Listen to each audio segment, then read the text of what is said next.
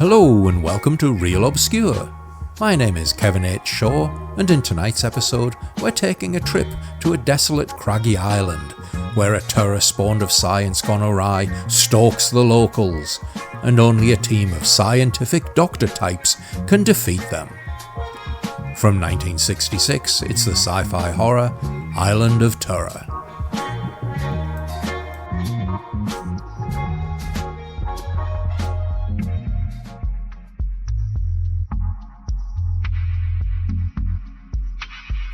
Island of Terror was produced by the British film company Planet Film Productions.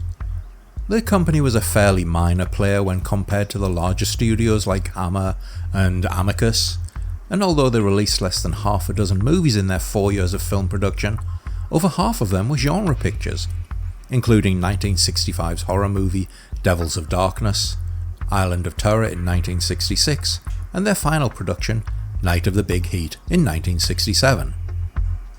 In the same way that cast and crew often worked on movies for both Hammer and Amok, so too Planet Films also hired actors, directors and production staff from that same pool of UK talent. Case in point, Island of Terror was directed by the great Terence Fisher. Terence Fisher was one of Hammer's stalwart directors, transitioning from an editor into a director in the late 40s and working extensively on low-budget movies for the studio.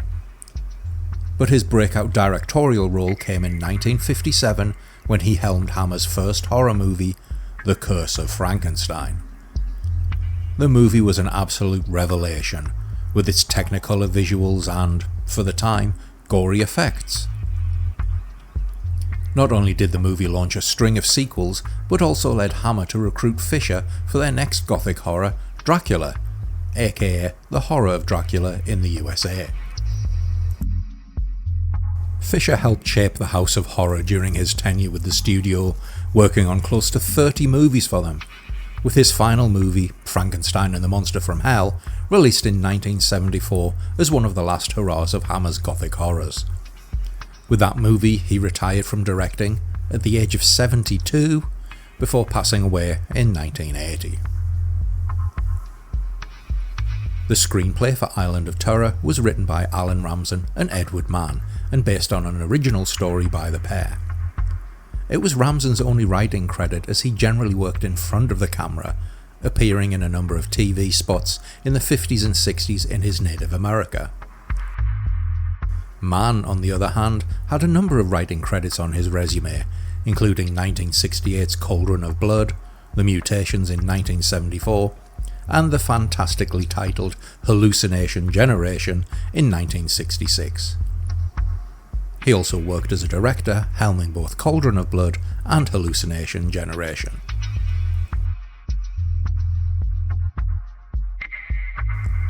So, what's it all about? Boffins! It's all about boffins and top men in their fields of science! Yes, it's one of those great 60s sci-fi movies where, instead of square-jawed defeat the aliens by punching them type heroes with names like Buck Studley, we instead have men in lab coats pouring chemicals into beakers, carrying clipboards, doing research and consulting dials.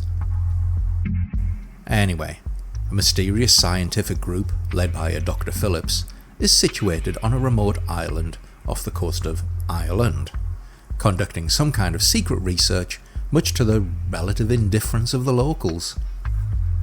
After the local constable, doctor, and a few other of the islanders watch the boffins unloading some equipment at the docks, we cut to the interior of their lab, which is a fantastic bit of analogue sci-fi. Dials, Bunsen burners, machinery, bubbling chemicals, it's got the lot.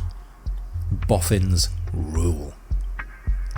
But as they discuss an experiment involving cell cultures and radiation, which they hope will result in a cure for cancer, something goes wrong and we're treated to a fantastic title sequence.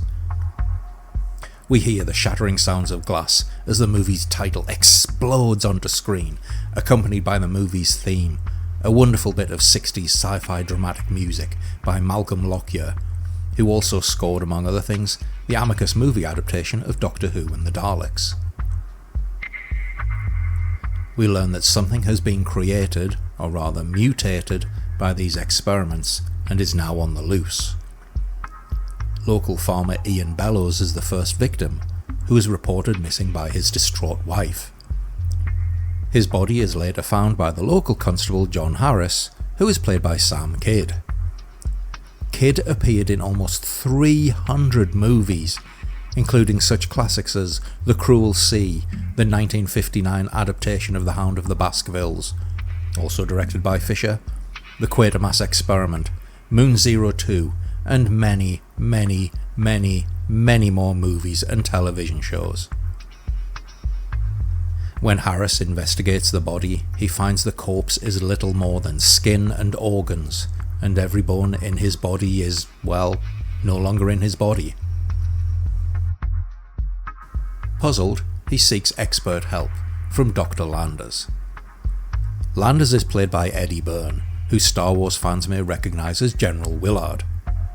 He also appeared in Hammer's 1959 adaptation of The Mummy, directed by, yep, you guessed it, Terence Fisher. Unable to provide an explanation, Dr. Landers heads to London. At first, suspecting some form of viral outbreak on the island, Landers meets with pathologist Dr. Brian Stanley, portrayed by the icon of British cinema, Peter Cushing. Now, I could delve deep into Cushing's career, but would be here all day and probably half of next week as well. And given that you're listening to this podcast, I'll assume that you're at least familiar with the actor and have probably seen at least one of his movies. Cushing, along with his lifelong friend Christopher Lee, who I'd also love to discuss at length even though he isn't in this movie, were the absolute go-to guys for horror movie makers in the 50s, 60s and 70s. And you name a British movie from this period, then there's a good chance that one, or perhaps if you're lucky, both of them will be in it.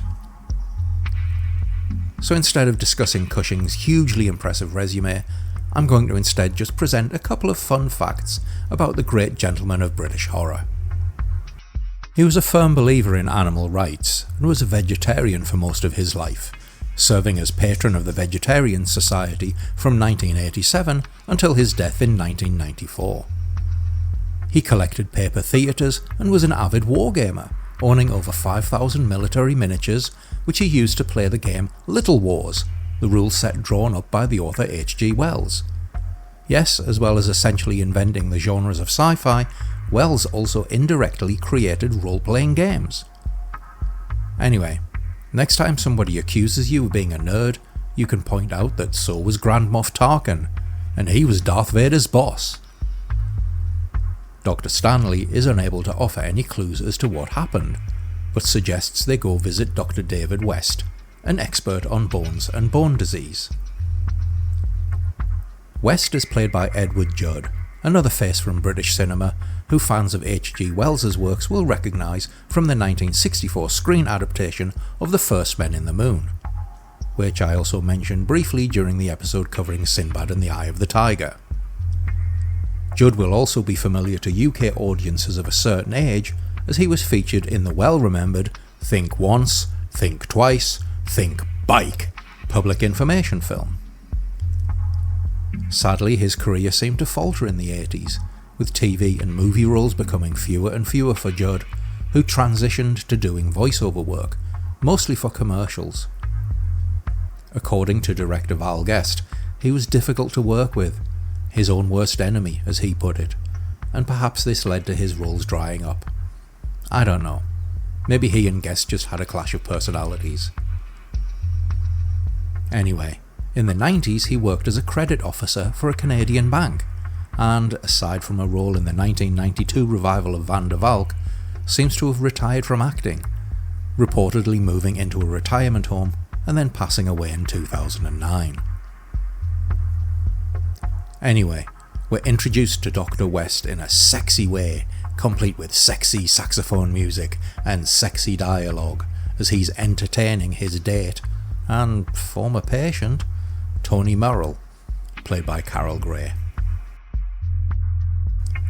Gray was an early scream queen, appearing in 2 horror movies for Planet Films, this and Devils of Darkness, plus The Curse of the Fly, the third installment in the Fly movie series. which I had no idea even existed until I discovered it whilst researching this episode. Anyway, Tony is also introduced in a sexy way, wearing one of David's shirts, sexily, and nothing else, as a drink was spilled on her dress. Tony is an it girl, a rich jet-setter whose exploits appear in the newspapers, we're told, although quite what they are is never explained. But she does have access to a helicopter, and when Latimer and Stanley interrupt their sexy night of sexy sex stuff to explain the strange goings-on, she volunteers its use to the trio of doctors on the provision that she gets to come along for the adventure too. Now, it's a bit of a clumsy boxes in boxes way to introduce the new characters, and it does feel as if the movie is already treading water. I want to see more monster action and get back to the creepy scenes of the island's dark, isolated landscapes, but these scenes just seem to get so bogged down that we just want them to be done. And when Tony volunteers the use of the helicopter, the movie finally gets back on track.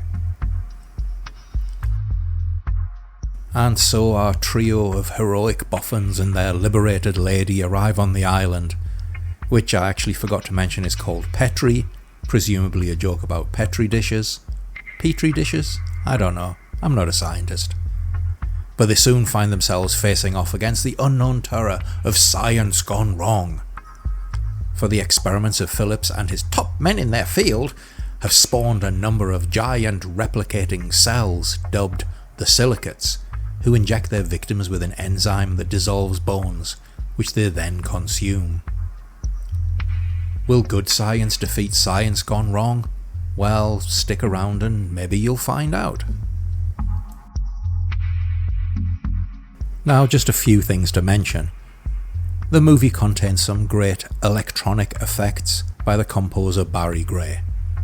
Gray worked on virtually every Jerry Anderson production, writing the classic scores for such shows as Thunderbirds, Captain Scarlet, Joe 90, and the first season of Space 1999.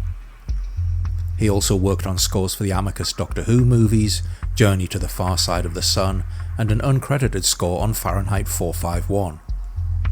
It's exactly the kind of echoey, spacey, electronic sweeps and swirls you'd expect from a 60s sci-fi movie, and it's absolutely fantastic. Now, the creature designs themselves are great, on paper at least. An entity with a chitinous outer shell and a skirt of matter around them, with snake-like tentacles that whip and sweep around as they hunt. The silicates are really, really cool. It's an amazing alien design. But in practical terms, they prove somewhat, well, impractical. Much like Doctor Who's K9 or even the Daleks, filming in the wild really highlights the difficulties of making such creatures come to life, as they seem defeated by just a bit of uneven grassland. But there is a pretty cool effect where the silicates, being giant mutant cells, divide themselves into two, with a mass of what looks like wet spaghetti spilling from them. It's actually really gross looking, with a lovely viscous sheen of the semi-liquid base that oozes in a very unsettling manner. But sadly, like many 1960s special creature effects, it does require a lot of hard work on the part of the actors to sell the menace. And despite their best efforts, you do feel as if just briskly walking away from them would foil all of their plans. And given it's a pretty low budget affair, there are long pauses in the action as everybody discusses various plans for defeating the silicates, and there are many scenes of people standing around or going from one place to the other. Yes, I know movies back then weren't edited with that same frantic energy of a modern movie, but even for its time, it does plod along at times. Case in point, West and Stanley decide to investigate Phillips's lab, and as they're handling radioactive matter, must don protective suits. Which they do. And we see every single stage of the process. I'm not joking, but it takes about 2 minutes for them to suit up, all the while accompanied by a repeating bit of music that it just tries to make the scene exciting by building up to a crescendo, but yeah. And when they do eventually finish putting the suits on, well, they look like they're wearing giant condoms, complete with teat helmets.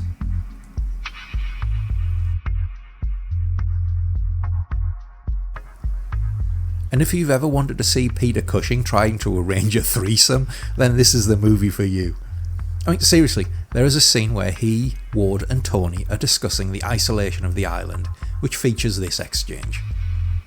Dr. Stanley: what the devil did Napoleon do on that island of his to keep himself busy? Dr. West: he invented solitaire.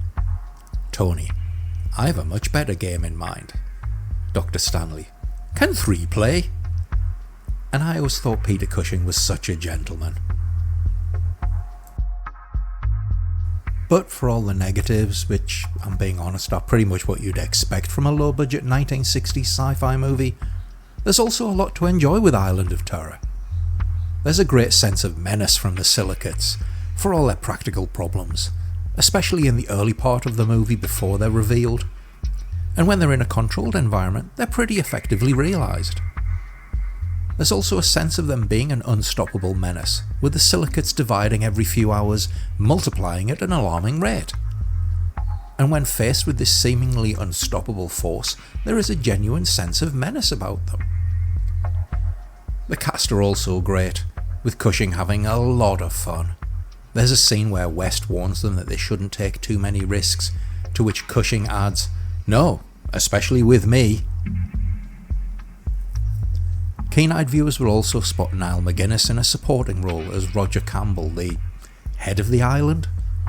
It's nice to see him again. He played Julian Carswell in Night of the Demon, which I covered in Real Obscure episode 9. But he really doesn't get to do much in this, and it's a shame his role is so underdeveloped, as McGuinness is an excellent actor. It's also worth noting that the movie is surprisingly gory in places. Although limited by the constraints of the period, they're still fairly effective in many places, with the visuals of the flabby, boneless bodies being a particular highlight. And there's a scene where one character has their hand chopped off. It's bloody and very violent, and was in a number of territories cut from the movie's release, as it's quite shocking and very graphically realised. But if you're in the mood for a Dave the Triffids style scientists save the day using science type movie with a great atmosphere, particularly in the early stages before the silicates are revealed, some fun action sequences, an interesting creature, and some genuinely gory scenes, then this definitely checks all of those boxes, and more. Anyway, it's time to discuss the movie's ending in the spoiler zone. So, as the silicates multiply and swarm over the island, devouring anything in their way with their seemingly unstoppable advance, Ward and Stanley discover that strontium-90 will kill the silicates, and so infect a herd of cows with the isotope, hoping that the silicates will consume the bones of the cattle and poison themselves. But it seems their plan is failing, as the silicates invade the town hall, killing some of the occupants as the survivors barricade themselves within. But in the end, science prevails, and despite the delayed effect, the silicates succumb to the strontium-90 they've ingested, and die. The movie ends with the survivors awaiting rescue. Campbell rues the fact that Phillips came to the island, but Ward defends him, staring off into the distance as he delivers a monologue about how he was just trying to help humanity and science has its risks, but the risks aren't enough to hinder progress. At which point you almost expect to see a chorus of lab-coated boffins singing.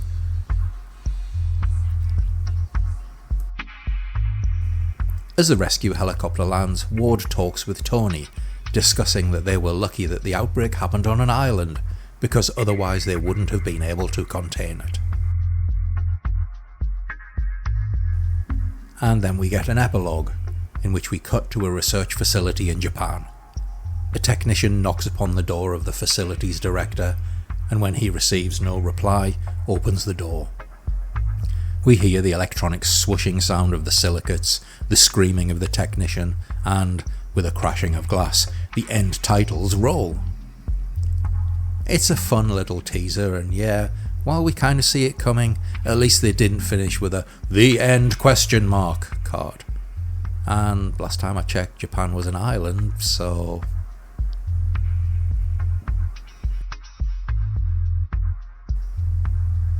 Now, before I sign off, I just want to take a moment to wish you all a very happy new year. That is, if you're listening in December 2025 and not listening to this in the past after intercepting this transmission through your dreams via quantum entanglement.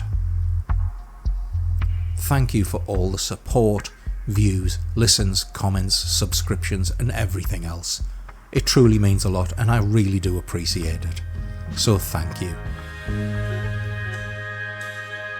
Anyway, thanks for listening, and I'll see you on the next episode of Real Obscure. This episode of Real Obscure was written, produced and subjected to nuclear mutation by me, Kevin H. Shaw. If you enjoy what I'm doing, then please like, share, comment, subscribe or follow. A review on your favourite podcasting platform is also a huge help.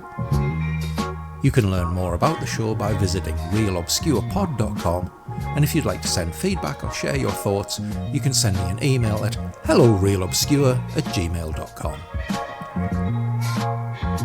Island of Terror is copyright 1966.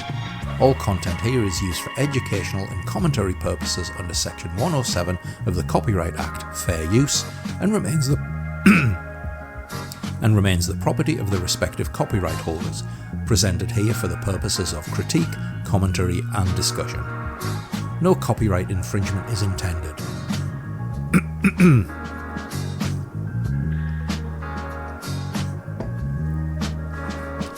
Island of Terror is copyright 1966. All content here is used for educational and commentary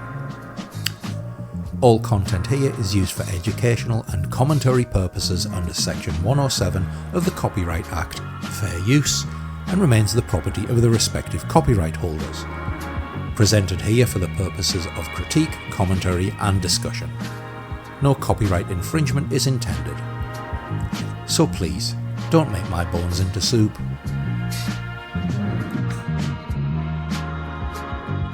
And that's what happens when you try and record 3 episodes back to back when you have a cold. Happy New Year.